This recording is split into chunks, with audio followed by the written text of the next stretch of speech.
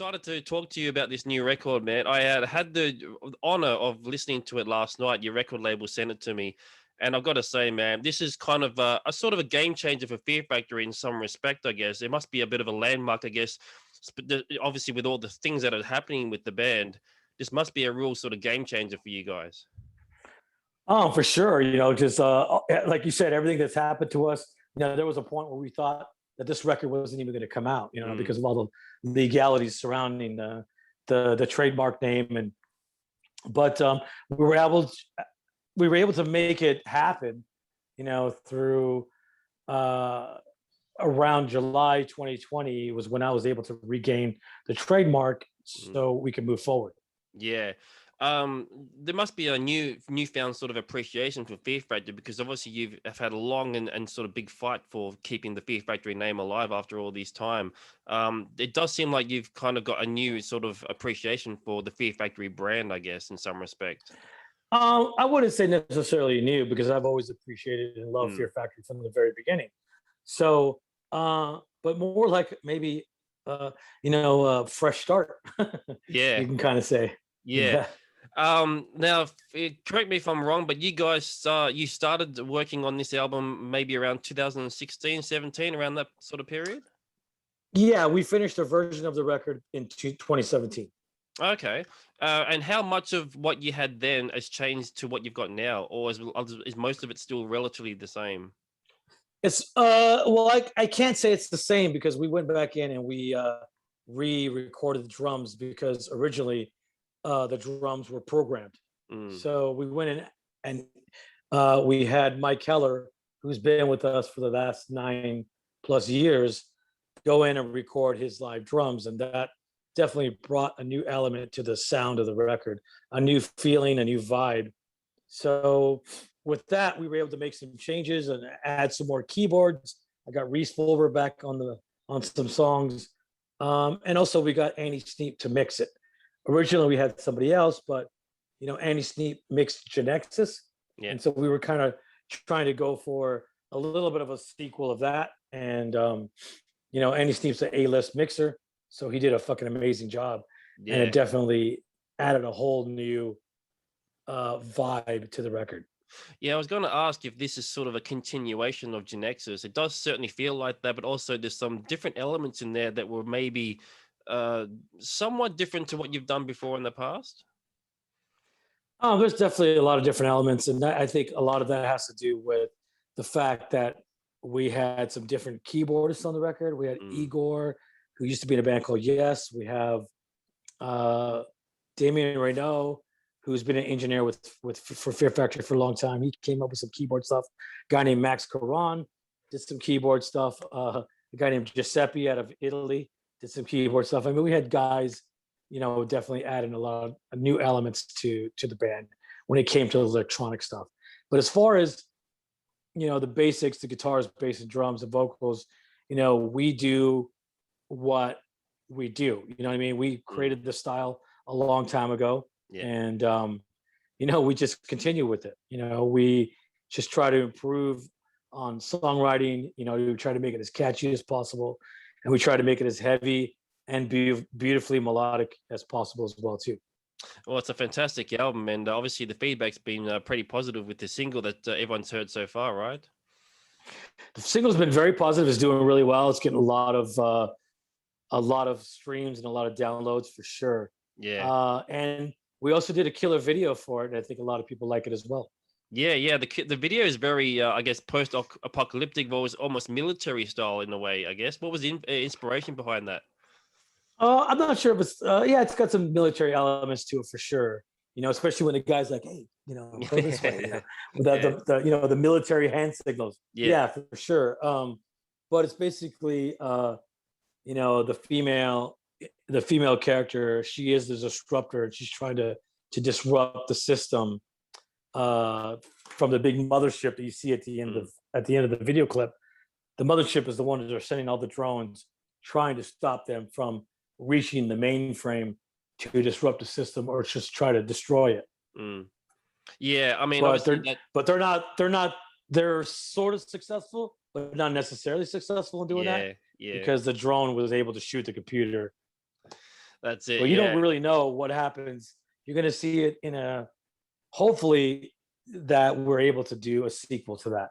Oh, okay. Oh, cool, cool. Because obviously you guys are known for the whole sci-fi sort of theme and concepts in your album. I mean, we've talked about this before in previous interviews. You know, you're obviously a big sci-fi fan and stuff, and that seems to be still a huge thing for you. I mean, you must be still involved in that sort of world in your own personal life as well. Well, of course. I mean, technology plays a big part in our life, or our daily life. Mm. I mean, look how we're talking now. Yeah, exactly. I Yeah. mean, you know, if there was like 10, if this was like 15 years ago, it wouldn't be like this at all. Unless we were doing like, differently. But yeah, it's always a relationship between human and AI. Sometimes we give you the perspective of the human, sometimes we give you the perspective of the AI. You know what I mean? Yeah. So it's the ongoing relationship between the two. And it's not always pretty. Some of it's a battle, Yeah. some of it's, death, and some of it's positive outcome. Yeah, and obviously a reflection of life as well, because as you said, technology is such a huge part of what we do now. It's a reflection of what we sort of see in ourselves. Yeah, we've been talking about this stuff like way back. They demanufacture obsolete. Obsolete was probably the most one that really honed in on the concept, and that record was about how technology was basically making our job, people's jobs, people's lives obsolete.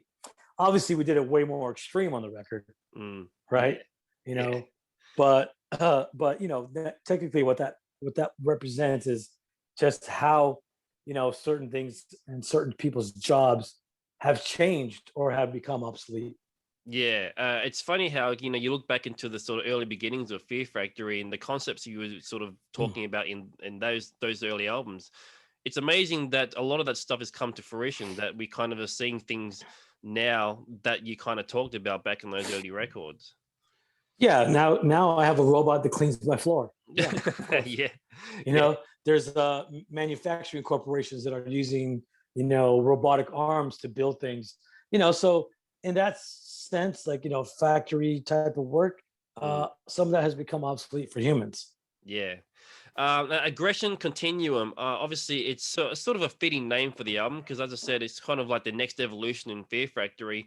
Was there anything in particular that you really wanted to do on this album that you maybe hadn't done before in the past?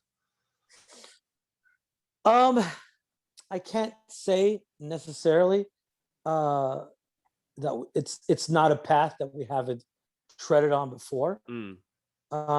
You do try to give each record its own character, its own sound. And that's one of the reasons why we always change the logo. Because, a lot of people have asked me, hey, man, why do you keep changing the logo? I go, because that record is something new. So we want to give you visually something new as well as musically, right? But sometimes, you just have to expand on what you've done before. And I think that's what we were able to do on this record. So you're not going to see mega changes on this record. Yeah. You're going to hear it. You're going to instantly know that it's Fear Factory.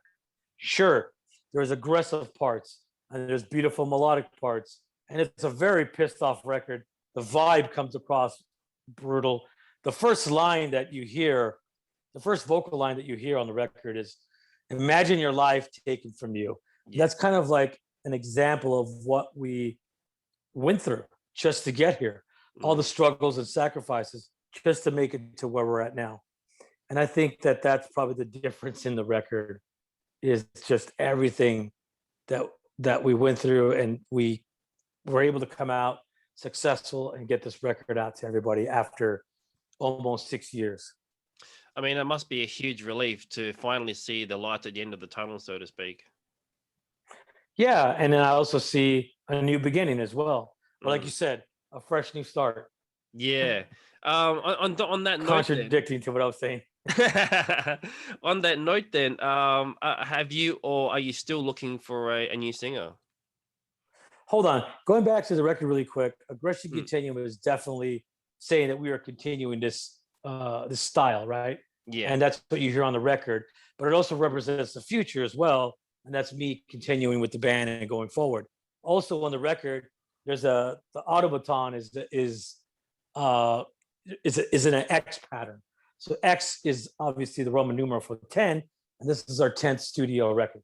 Yeah. So I wanted to point that out to you also. And then also on the left side, on the bottom arm of the F, there is a serial number there, and the serial number also represents the birth date of the machine.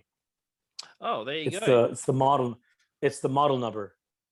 So that's another little clue, little thing in there. So cool. as far as a singer, yes, we narrowed it down to a few singers, and we're going to be picking one soon as these restrictions open up and people actually could come here, spend some time with me, and I could choose a singer like that. Because sure, I've done video calls, I've done, they've done studio recordings, they sent me videos and blah blah blah, but still you don't know until you get in a room with somebody and you get to know them a little bit more. Exactly. Yeah. Chemistry is obviously a huge important aspect of being in the band, not just the musical chops and stuff like that. Yeah, that's definitely, it's a lot of things that take into factor in my decision. And also it doesn't matter what gender as well, because there's some really amazing female talent out there that have put in some video submissions that are just mind-blowing, amazing. We're looking forward to it. Obviously, as I said, next chapter in Fear Factory. I've been a fan since Soul of a New Machine came out, all the way back in '92. Yeah, I've been a long time fan. And you're celebrating 30 years as well, or coming up to 30 years. That's huge... we're already in 30 years. Already in 30 years. Well, there you go. Yeah. I mean, that's a huge achievement. I mean, reflecting back, I mean, has this been the most difficult and most interesting time in Fear Factory, or do you kind of see other things that you might have had in the past? Difficulties that we went through were life. It's life. It just is. It's business. There's people who lost way more than what I have, and people who have a lot less. So I'm very thankful that I'm still here and able to do this. And to me, success is being able to create a style that people love, that you can still put the smile on people's faces knowing that a Fear Factory record's coming out. That's what I enjoy, really, and that's pretty much why I'm still here. And that to me is how I reflect on the 30 years and the great body of work that I've created all this time. And just to influence somebody to maybe pick up the guitar, pick up the drums, pick up a microphone, write some lyrics, to go write some new poetry, blah blah blah. Write concepts, for the record. Give a record more than just a collection of songs, but give these songs some meaning. And that to me is like success, that when people can get influenced by that and create something on their own. And that's one of the reasons why there's an X on the cover to represent 10 records and the birth date of the band, because that also represents our 30-year career. It's fantastic to see the evolution of Fear Factory after all these years. I've seen you guys at least 15, 16 times in Australia, and it's amazing what you guys have gone through and the music that you've actually built as well. And this new album, it's right up there with all the other stuff that you've done. It's amazing how you've been able to still have that quality in your music after all these years. I think first of all, it's the love. It's the love of what I do, It's the love of the fans. It's the support of the fans, and people who share that love with you when you're creating music. That's what drives us to keep going and to keep, for me to keep my sound, to retain my sound. It's in me. It's not going anywhere. It's in me. And whatever I'm feeling, I like to get it out on the riffs. And obviously, it's pretty aggressive. It is, yeah. I also follow you on Twitter as well, and you're very active on Twitter, and you engage with a lot of people on there. That must be that sort of another connection to make to the fans as well. Yes, I definitely am very active on social media, whether it's Instagram, Facebook, or Twitter. Mainly Twitter, because it's very instant, and people have a lot of questions to ask. People are concerned of what is the future for Fear Factory. People are concerned about it, and I get it. And also there's also some straight up assholes on there as well too. And I'll give it right back to them too. It's funny. But yeah, I'm very engaging on there, and I don't mind answering certain questions. And I hope people can get a certain perspective that they might have not have knew about, you know, about the band or about some of the inner workings that go on. Mm. And yeah, I don't mind answering it. Well, obviously, given the quality of this new album, I think it's safe to say that there's a lot of years ahead with Fear Factory. We certainly hope so. Fingers crossed, everything goes well for you guys. Look, congratulations on the new If record. if I'm alive and I can still play this thing and write sick music, it's going to keep coming out. Oh, that's great to hear, man. Great to hear. Look, as I said, long time fan here. Always been digging everything you guys have done. So I really appreciate your time. And look, once all this pandemic goes away, we'd love to see you back in Australia as well. We miss you. Yeah, you know, as soon as all this stuff opens up, I can't wait to get back there on the road.